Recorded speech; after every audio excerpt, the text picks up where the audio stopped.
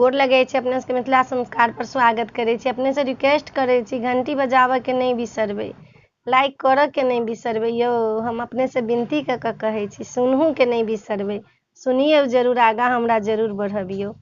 तो सुनू।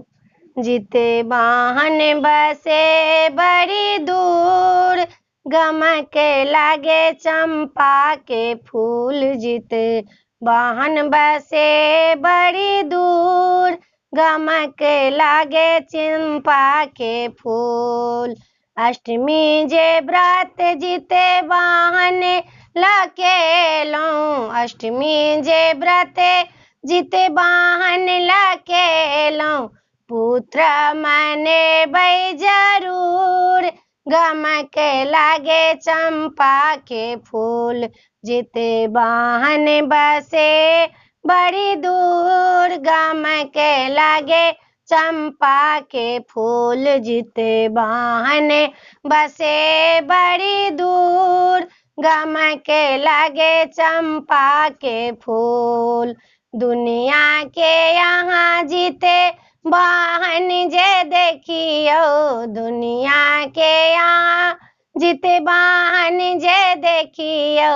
सबके जे पुत्र के एक नजर देखियो, सबके जे पुत्र के एक नजर देखियो।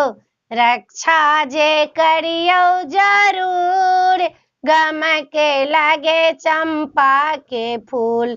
जीते बाहन बसे बड़ी दूर, गमके लागे चंपा के फूल। जीते बाहन बसे बड़ी दूर, गमके लागे चंपा के फूल।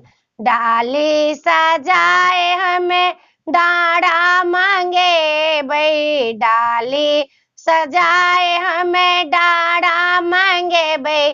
जीते बाहन चढ़ेबै जरूर, गमके लागे चंपा के फूल। जीते बाहन बसे बड़ी दूर, गमके लागे चंपा के फूल। जीते बाहन बसे बड़ी दूर, गमके लागे चंपा के फूल।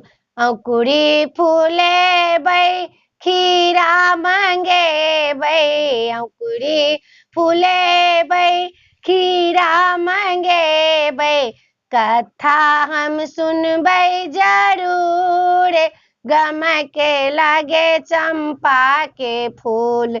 जीते बाहन बसे बड़ी दूर, गमके लागे चंपा के फूल।